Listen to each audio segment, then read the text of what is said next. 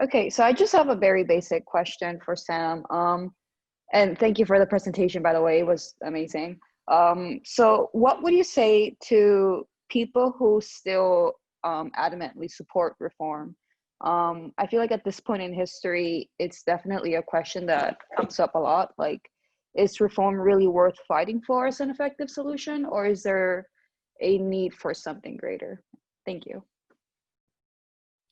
Okay, thank you so much, Professor Sam. I noticed on your slide where it shows the graphs, and on the bottom, I work for juvenile hall, and on the bottom it said juvenile detentions. Is that right? That's for juveniles? Juveniles? Yeah. Wow. Okay. I was just kind of mind boggled over that, and it's crazy. Thank you. Not much of a question, more of a comment. I just found it interesting how you were mentioning that during recession, prostitution tends to rise, and I kind of equated it to like now how oh, sorry, can you hear me? Yeah. How now in this COVID recession, a lot of sex work and like things like OnlyFans tend to skyrocket, not skyrocket, but are on the rise. So I found that an interesting link to now times. Yes, this stuff started way back a long time ago, and I was thinking about, wow, is this just starting about this police brutality? But this stuff been going on because I've seen some stuff back 18, 19. So that goes way back, and it's just getting worse and worse as the years come on. That's all I have. So I think that Lonnie's question really relates to Jacqueline's. Thank you guys for your questions. Because really, I think Lonnie's exactly right, that this is really deeply rooted in how the system works. It's not something new. I think the thing that's new mostly is that people have like cell phone cameras. If you look at how many people have been being killed, I don't think there's anything new about the police killing people. I think what's new is that we see it. And the police always make up a story, and then we can see the lives later. And you see half of these times, the police have some official story of the event, and it barely makes a newspaper because people assume, oh, somebody had a gun. And sometimes somebody does have a gun, by the way. Right? But then we see the video and it was somebody running away, or it was a cop holding the guy down, or you go through all the stories, right? So I don't think anything's fundamentally changed to make it worse. I will say one thing that relates this to Jacqueline's point, and actually is related to what Simone raised.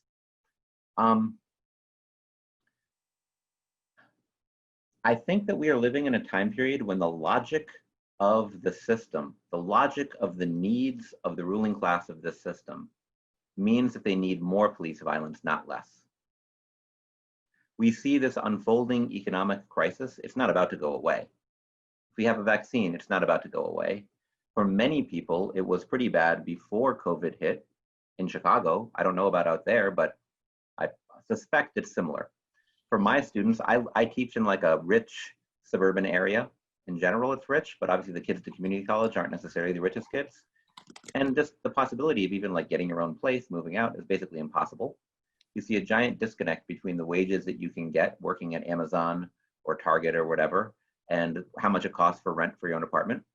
I think you mentioned OnlyFans and all the processed sex work and stuff. I think half of the kids that I teach who are like 18, 19, 20, they've never even like gone on a date because how are they gonna? They live with their fucking parents. When I started teaching, I would like make jokes sometimes about like being 18 and being interested in sex and stuff. I always joke like, I'm smarter than you guys. You know why? They're like, oh, because you know more. I'm like, no, it's because I'm old, so I just don't think about sex as much. When I was 18, I thought about it all the time. But now I think I can't make those jokes anymore. It makes students uncomfortable because they're like stuck at home. Anyway, maybe you guys aren't experiencing that. If you are, I feel sorry for you, right? If you're older, hopefully you're out of the house and not dealing with that anymore. But what's that going to create for the need for policing? More policing.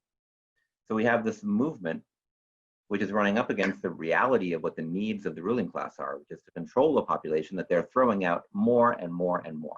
And who's getting thrown out? The same people as always. So I don't actually have an answer to Jacqueline's question of whether reform is worth it or not. I don't think that the movement we have now has a way of making a revolutionary change. You're asking now my political opinion, so I'm going to give it to you. And I don't care, I don't work for you guys, so I can be open. I don't think the movement as it's constituted has a way to make a revolutionary change because like fighting the cops or burning something or getting more radical, that's not going to change the whole system. The question is, who has power in the society? Who owns, you know, the warehouses, the hospitals? On what basis are they organized? And to me, the only group that has a possibility of changing that is the working class if it's organized to exert its own power over the society. And the movement as it exists today doesn't have a possibility of organizing within the working class. It's not that. And I don't think like the people who I've gone to protest with should go and stand in front of a factory or something. I'm not saying that at all. But I'm saying that's the only way I see things fundamentally changing and being reorganized. And short of that, you're going to have a racist society with lots of police violence, no matter how many people read White Fragility. All right, thank you. So I see there's a question someone put in the chat. I think my interpretation is that it's about what the reasons were Black people were being arrested in the late 1800s and early 1900s. First wanted to say I really appreciated your talk. I think you did a really great job of showing how this creation of the police was formed in such an intertwined way with the capitalist system we're a part of, and how it's necessary to, you know, it's so intertwined within that system. And so I think you've already started to answer my question, which was similar to Jacqueline's, with like this idea of abolishing the police, which is something that's slightly beyond a reformist demand, but also to me, something that could not happen within the current system we're in. So I'm curious what your thoughts are on how, and you've already brought this up, you've already basically said it, but how we can be sort of organizing and building for revolutionary change, and what that transition could potentially look like, because of just abolishing the police standalone isn't really a realistic demand. And so I was curious what you thought of what that could look like, and what needs to happen to get to the place where we're able to do that. Thanks. I'm an English teacher at Laney College, and I'm not sure how many people participating right now know about the Peralta Board of Trustees this summer voting to phase out the sheriffs as the security force on 3 of the college campuses, Laney, Merritt, and College of Alameda, as well as the district headquarters, which is right by Laney. That was a big deal, and they did it even though they kind of took that leap, even though they didn't have something in place for, we're all struggling with the language, but safety and security in the place of the sheriffs.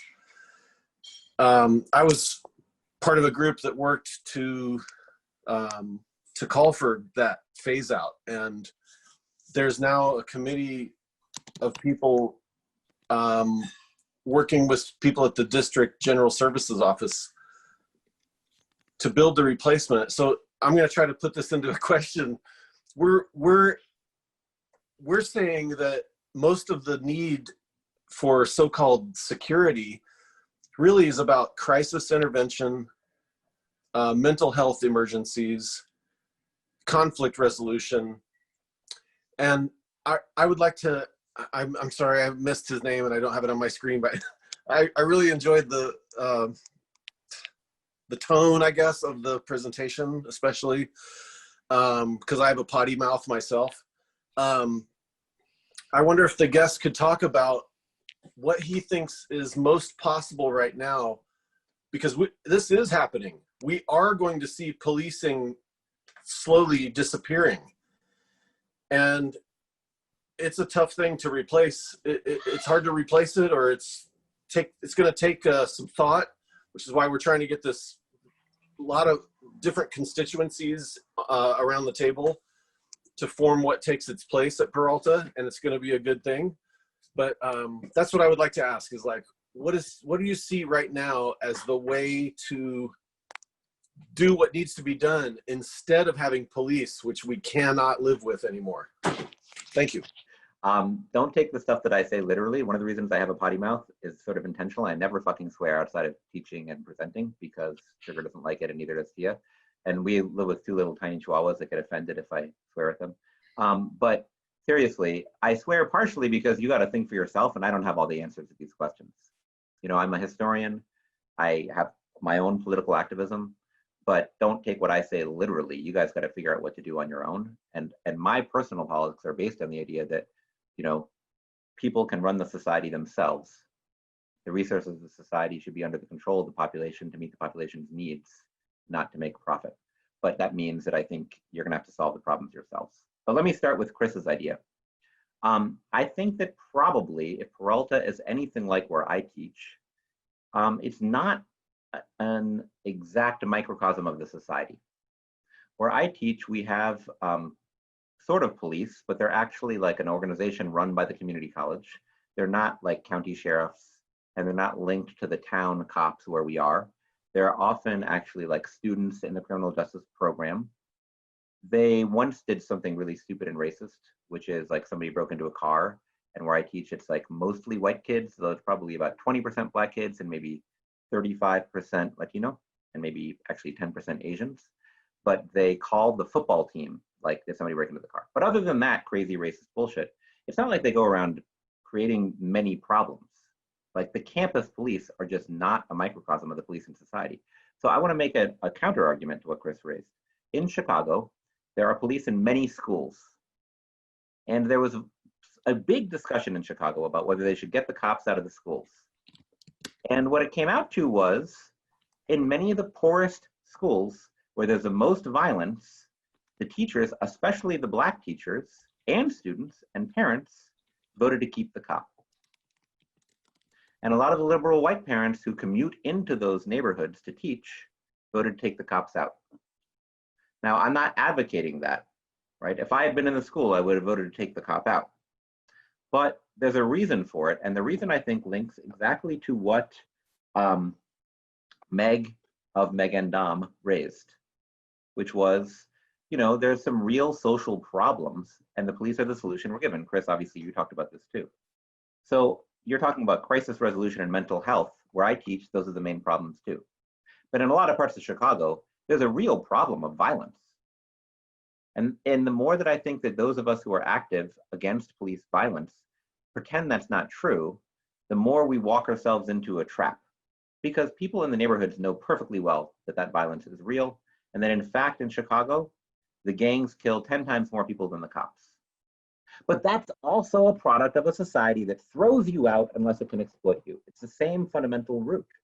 And a society that doesn't bother to spend money to actually get kids in school, and instead sends all these parents who have no computers and don't know how to use them to put their own kids on Zoom. Whereas you go to the rich private schools and what do they have? 8 kids in a class, they spend a fuckload of money and they make it relatively safe even in COVID. So there's a whole reason for it, and it's the same reason. Unless you get there, I don't actually see really a solution. I think what Meg said, which is she can't imagine abolishing the police without a revolution. I think that's true. What that revolution would look like, I don't really know. I mean, I think it's going to have to be more than like people in the streets, you know, attacking the cops. It's going to have to be rooted where the power is, and the power is in the people who make the society run, right?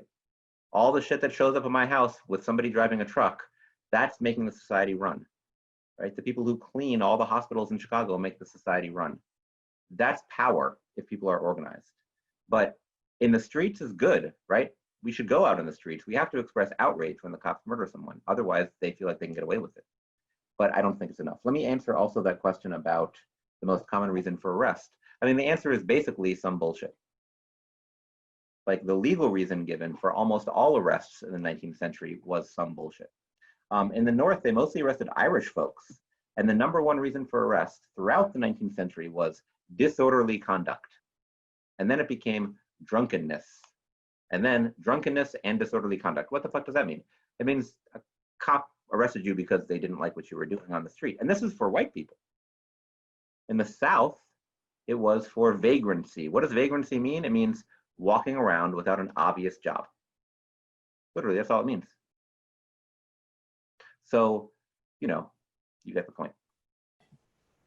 You were talking about, I mean, obviously the largest part of this is the systemic stuff and the buildup of all of that.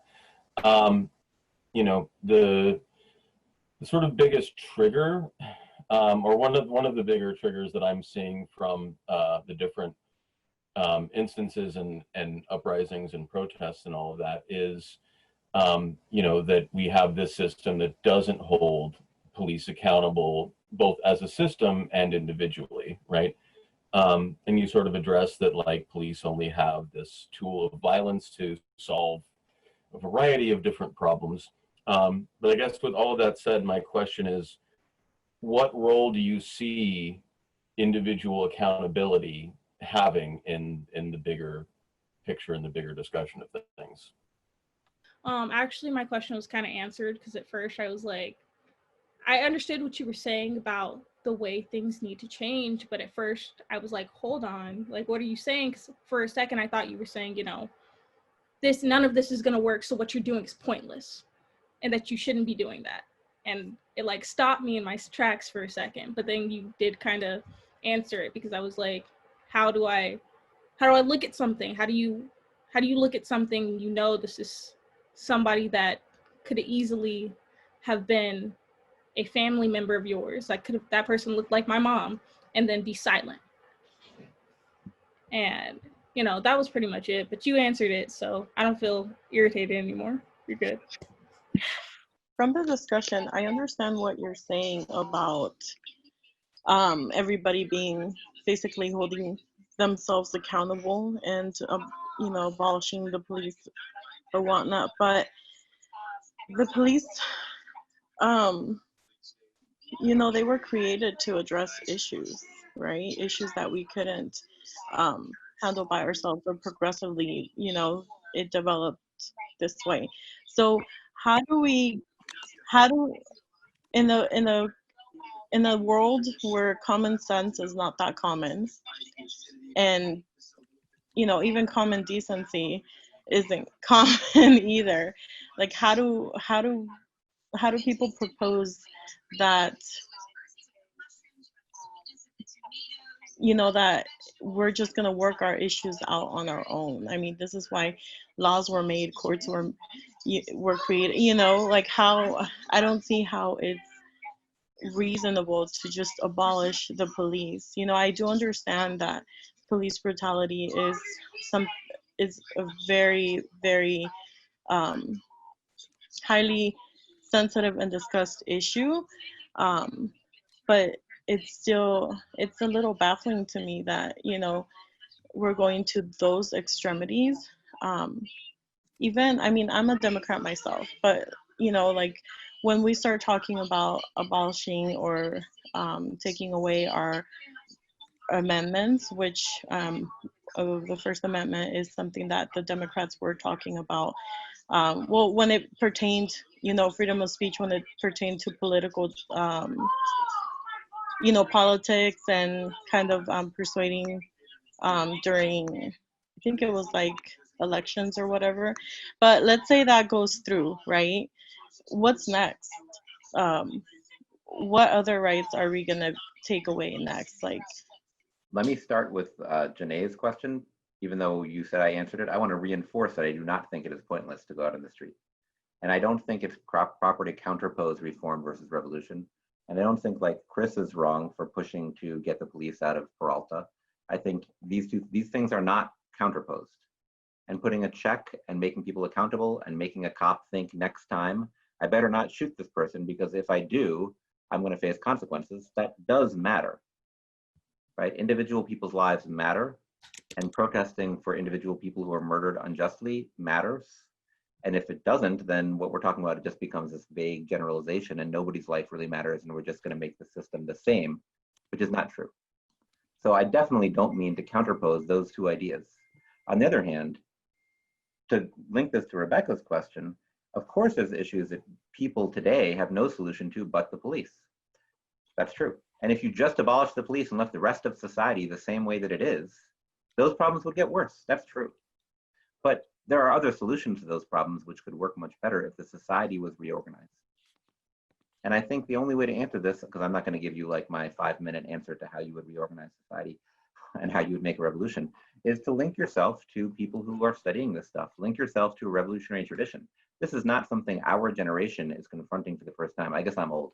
It's not something that your generation is confronting for the first time. People have been thinking about this stuff since the origin of capitalism.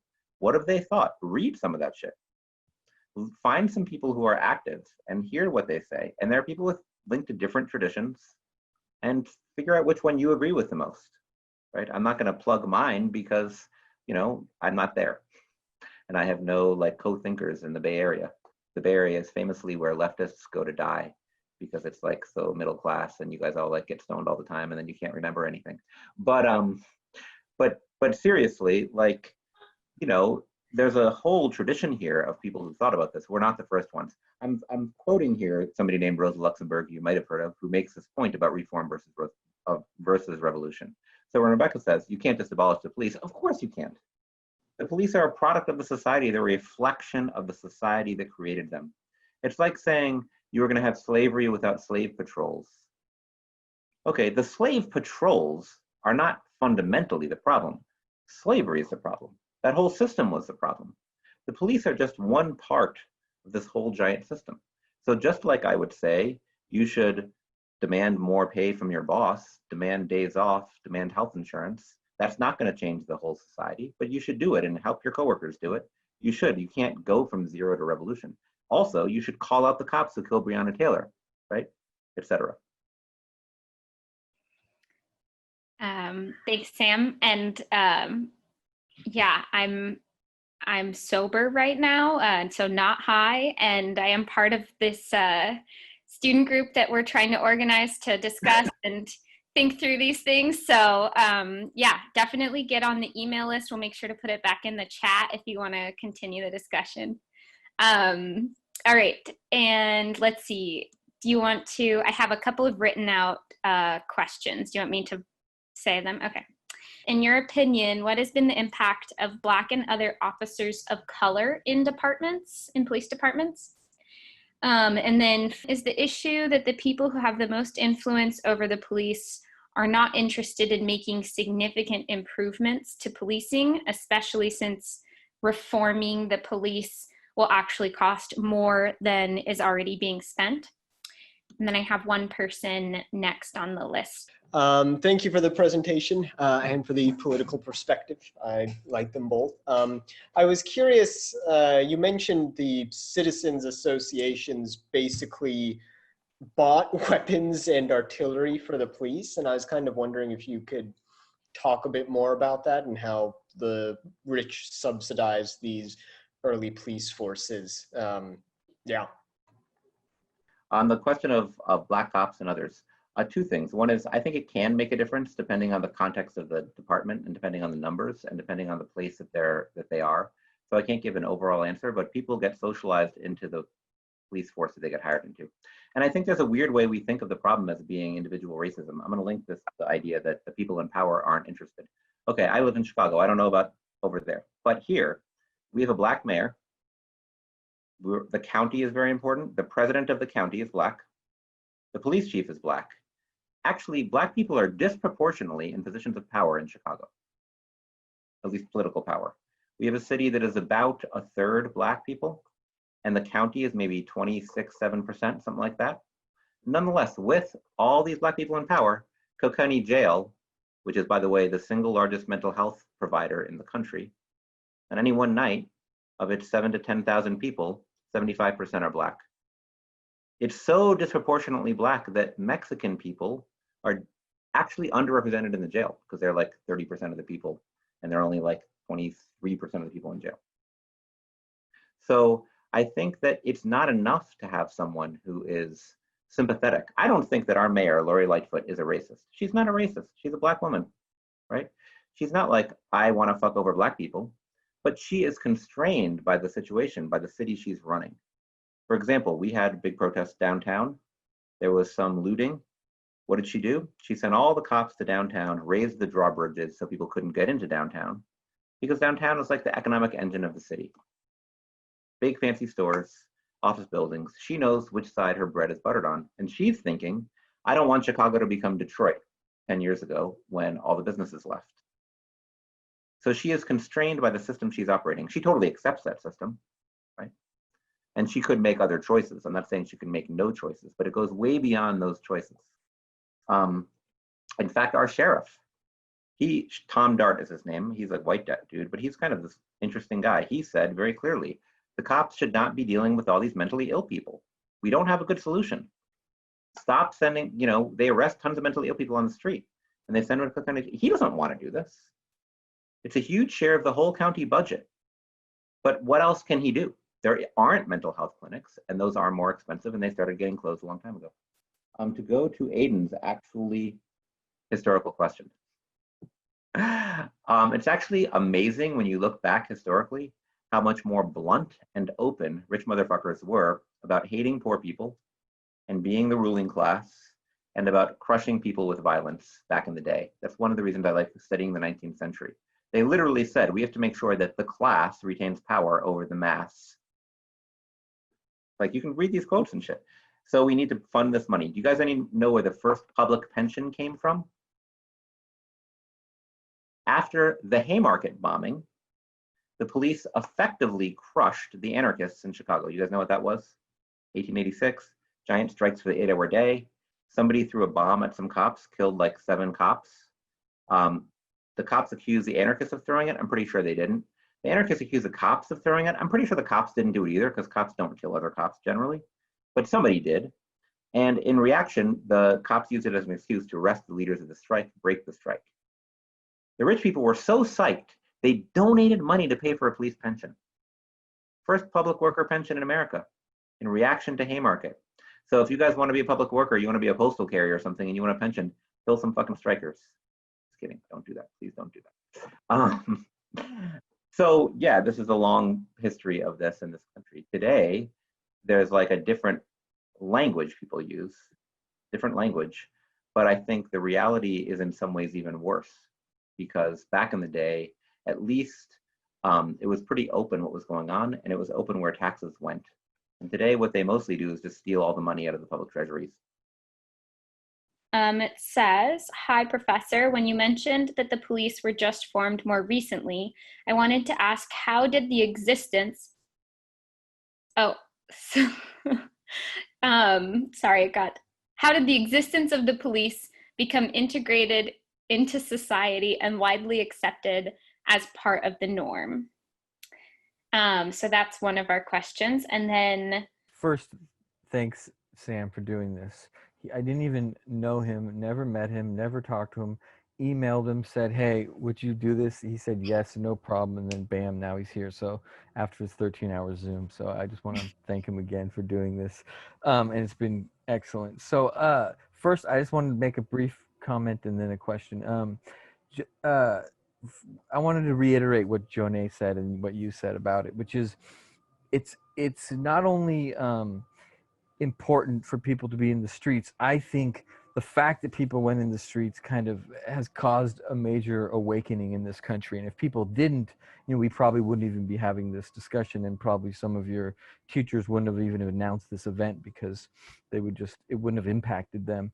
And also, I think by participating in something, people begin to see what's possible. So a lot of people, you had the pandemic, you had all of this, and it wasn't until people kind of poured out into the streets in outrage again that people were kind of reminded that, there is something we can do. And then I don't think it was their intention, but immediately after the protests, we saw, these kind of token gestures from NASCAR, from football teams changing their names, from getting rid of old racist products, from the mayor of the governor of New York telling the protesters in a press conference, you won, we're ready to change the police however you want, just stop protesting and go to these meetings. So in fact, what they're trying to do is tell all these people who've been out in the streets that are causing this awakening, you don't need to do it anymore. We heard you, we're good. We're going to make all the changes you want. Just go home and put all your energy back in your local city councils and so on, and that's where we'll deal with it. And I think it's because of that, it's even more important for people to continue. You notice it isn't in the news as much, because the more it was in the news, the more it had this impact on people, yet many protests are still happening. And it's absolutely important, and I agree to everything what Sam said about we have to continue, but do more. My question was linked to Aiden's question, actually, which is, it seems like there had to be more than just the social service component of the police, there had to be some ability that the police took away ordinary people's reliance on their own forces to deal with those problems. Because it's not as if before they were depending on outsiders, they would solve the day-to-day local problems themselves. So I'm curious more about that sort of like stripping away of people's reliance on their own selves to deal with the problems and substituting it with the police force. You're both asking in some ways the same question about how the police became legitimized. I think that one point that's really hard for people to remember is the trauma of transitioning from being on a farm to being in an industrial urban setting. And so I think a lot of what stripped people's ability to control their own lives was that process. You know, the cities in this country at the time period that the police are created are something like 80% immigrants, not immigrants' children, often actually immigrants. And so imagine this, you go from living in Ireland or Germany or Lithuania, where you are a farmer, a peasant, growing your own food, making your own clothes a lot of the time, having very little to do with money, actually. You get a little bit of money by selling a little surplus or something that you use to pay taxes and buy some pots and pans. And then all of a sudden, you come to America, you land in Boston, in New York, in Chicago, you have to buy food, you have to get a job. What's a job? A job is being a slave for 8 hours a day, somebody telling you what to do, as opposed to you're running your own farm. There's lots of new commodities available, right, which you didn't have before. At the same time, your control over your own life goes down in 10 different ways at the same time. So I think it's that process that makes possible the institutionalization of the police, if that makes sense. Right. And so, well, let me just go one more point to legitimacy thing. So there's also a giant increase in social problems that accompanies that rise, which goes way beyond the social service problem. You know, in those small towns, there isn't the same kind of problem of crime that you have in the big cities. People sometimes think of it as just a city of a certain size needs police force. I think that's way too simple. It's not about size, it's about how do people relate to each other in that city. But in the new relations of everybody being set against each other, which we live in now, you guys are familiar with this, right? Everybody's in their own little bubble, competing to be a success, and most of you are gonna fail. And then what's gonna happen? You're gonna fight for the scraps, and then the police are gonna come in and make sure you don't fight too hard. You know, there's a logic to it that made sense to people.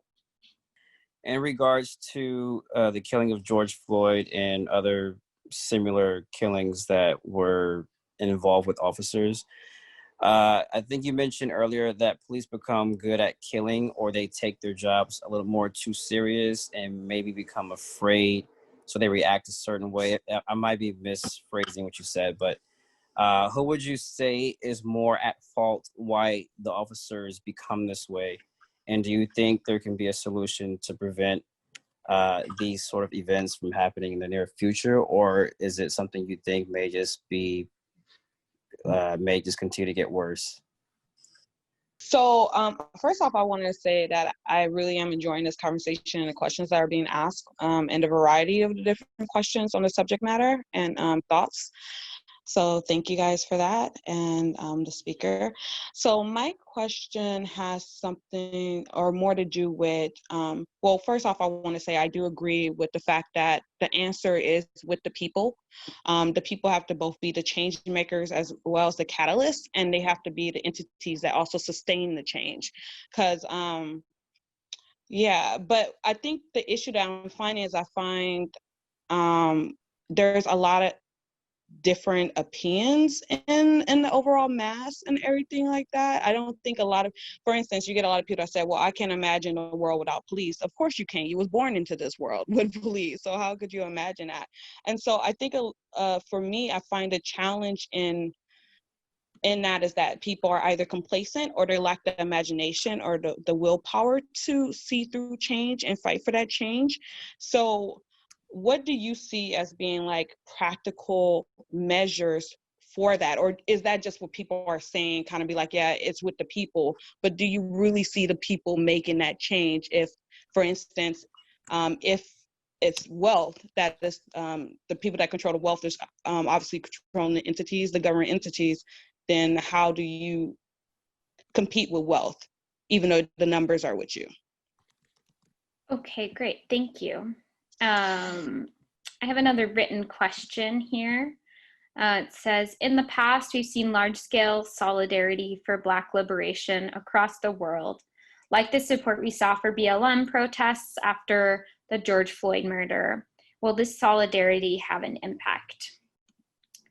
Okay, let me start with the last question because it's the easiest to answer. As far as whether it'll have an impact, I don't know. As far as large-scale solidarity, I think that there have been international trends in US movements for the whole time that they've existed. And I'm just going to give one example. In the 50s and 60s in the Black movement, it was linked to, inspired by, and itself inspired the movements for liberation from colonialism, especially in Africa, but also in India and other places in Latin America. So I think that international connection is not new. I think the scale and speed of the solidarity was interesting to me, and it was striking and I think unprecedented. One of the things I thought was really, really interesting is how many white suburbs had pro-Black Lives Matter protests, because people were shocked by the George Floyd murder and Breonna Taylor and all the other people. And I think that really was a positive step. You know, you see it here when Martin Luther King came to Chicago and protested for open housing. He was met in, I think it was 66, he was met by white mobs of people throwing bricks at him. And he said he'd never experienced such hate in the South as he found in Chicago. But now we see in those same, the grandchildren of those white folks who eventually moved out of Chicago and went to the Solis Cultural Wasteland, they actually organized little protests of their own in support of Black Lives Matter, sometimes. Some of them, of course, are anti, but I think that is some progress. The question is, where is it going to go? The question of imagination, it has two parts. The question of how do you compete with wealth, that's easy. Where does wealth come from? Wealth means you can make people work for you. Wealth is only meaningful because it is a way to mobilize human labor. So the workers who make this shit happen have the power, not the people with the wealth. In the end, we have to take the wealth from them. I mean, you're talking about my personal politics here, right? This is not the historian speaking. This is my own politics. But I absolutely think workers have more power. We just have to be organized and stop running shit and don't let them take the value we produce. As far as imagination, I think you have to read more 70s feminist sci-fi, right? So if you guys are teachers, English teachers, assign more 70s feminist sci-fi. And that makes people kind of think. Today, all the sci-fi is like this dystopian bullshit, like shit will just get worse, or like capitalist, like social relations will continue, but they will be transported to space. If that happens, we're not gonna go to space, sorry. You know, go back to like that time when people had some hope and they were trying to imagine how could it be different. I don't think we're gonna live in the world described by any of those people, but at least people were trying to imagine it. And I think once you start to imagine, for example, if instead of putting $3 trillion to bail out the financial system, we put those $3 trillion into trying to figure out a way to open schools safely in COVID, what would have happened? We would have opened schools safely. You know, we have the resources. It's a question of organizing power to grab them. Let me go back to what turns the police into this. Now, this is getting into psychology. I think psychology is bullshit. Don't take psychology, it is bullshit, doesn't explain anything. People have an internal psychology. Psychologists don't know shit, there's no human nature. I'm half kidding, but only half. But I do think that if you have a system that sets the police to constantly fuck with a certain group of people and control them and put them on the street, and that group of people have no reason to accept the legitimacy of the society and are generally thrown out and are barely educated and are not given many options for jobs, then you're gonna have some cops turn in this direction. That's not an excuse, it's an explanation. So I think how do you stop that? You have to stop the system that sets police against a layer of the population for whom there is no future. So one thing I would demand is that every single human being deserves the right to a job that pays at least $35 an hour, because that's what it costs to live at a minimum level in this country. You're not going to get that in capitalism, but you know, if you start thinking about those kind of things, I think you can think about what would it take to have a world without police. How do you connect the rise of police to the rise of border security, particularly when it comes to the effect of policing on Indigenous communities as well as their effects on immigration, so ICE and CBP? And I have another one that's, Sam, do you know of any examples of police in the US clearly standing with poor people, by POC people, factory or farm workers, or poor people? Let me start with the border security question. Two things. The first thing is the police are part of this whole matrix of armed institutions, starting with the army, right? The military, the National Guard, state police, prison guards, police. It's all part of this giant, system of armed force in this country. Other countries have it too. And I think that the key to your question is, of course, what was the Army, U.S. Army, originally formed to do after the Revolutionary War? Anybody know? Aiden knows. I saw him say it under his breath, even though he's stoned. Kill Indians. Push Indians off the land. That's what the Army is here to do. And I think that's also true then to conquer a big chunk of Mexico. So the armed forces from the very beginning are rooted in the question of border security. But I want to bring this back to the question of immigration today. So what actually drives US immigration policy? One fundamental thing, the need for labor, period. All the rest is like bullshit that people say. The obvious example, which I'm sure many of you know, is that Obama deported more people than Trump in his first term. Obama said every time he got a chance, I love immigrants. This is a country built on immigrants. Trump says the most disgusting racist shit you can imagine every time he gets a chance to speak. Yet Obama still deported more people than Trump. Why? Because the question fundamentally boils down to the boss's need for labor. That's what has always driven immigration policy. In fact, crazy fact, the US has deported more people in the 20th century than it let stay legally. Why did it deport so many people? Because it was a way to keep people under the thumb. Come here, work during the war's over, go home. And that's of course based on some kind of armed force. So of course the policing of border security, which I don't think is about security, right? Security is this kind of bullshit word used to justify something. It's about controlling a labor force. So just as we talked about the Black population being kept in a certain layer of the workforce, the US has consistently drawn, especially on Mexico, for about 100 years as its main reserve labor force. And it does this with its other colonies, semi-colonies like the Philippines or Central America. So I think that's the short answer. As far as police clearly standing with people, there's a couple of examples, kind of. There's like a Boston police strike in 1919. But I think that the reality is that the work of policing counterposes people too much to the population to expect it very much. If you guys have any friends who are cops, I have a couple friends who are cops, kind of, right? One of my good friends actually is like one of the main justice studies professors where I teach. And he was a cop. And he has changed. But he said, cops are the most cynical people you meet about humans. There's a reason for that, because they see people kind of at their worst, for one thing. They're trained to think of people as shits. Everybody's a fucking criminal, unless you have a gun at them and you force them not to be. And so it's pretty hard for cops to like turn that and stand with people who think something better is possible. Most revolutions only succeed when you get the army on your side, but usually they don't get the cops on their side. First, I want to say thank you so much for everything you said. So many connections and histories that really helped me out.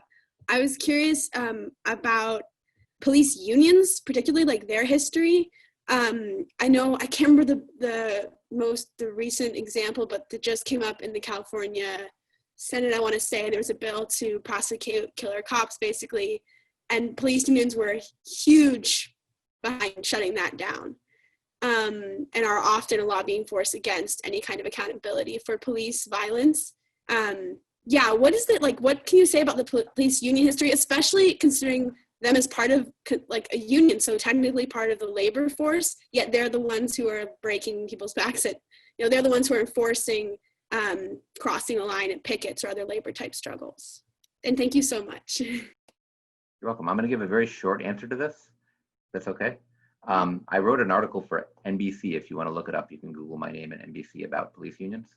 It's very short and it basically just says we need a revolution, because I say that whenever I get a chance. But the short answer is I think the police unions reflect the attitude of police. There's this kind of mistaken idea that the unions are over here and the cops are over here. In general, in this society, unions have a lot of problems, but they're probably the most democratic things we have. My union doesn't do what I want, but it is kind of a reflection of the attitude of our faculty. And I think police unions are the same, right? A lot of these police union leaders are like these crazy, like racist assholes who defend the most brutal crap. but I think it's because that's the kind of shit they're supposed to do. That's what their members kind of want. So of course they're going to protect the members. I think that there's a weird way that we look at things. We're all raised in this Christian mindset, which I think is really problematic. I'm like an atheist Jew, right? I'm like a Hitler Jew. I wouldn't even call myself a Jew if Hitler hadn't existed and killed the Jews, but now I can't deny it. So I'm a Jew, but I don't believe in it. And the problem with it is this idea of good and bad. When we start to look at things in terms of good and bad, it really blocks us. So like unions good, cops bad. A lot of people think of it that way. So how can cops have a good, bad cops have a good union?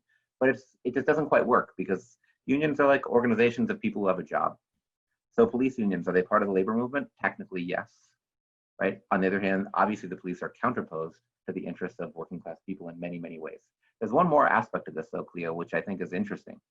And I see this where I live and in many cities in California, in Minneapolis for sure, in New York City too, which is that the police union is an extremely useful political cover for the Democrats who run all these fucking cities.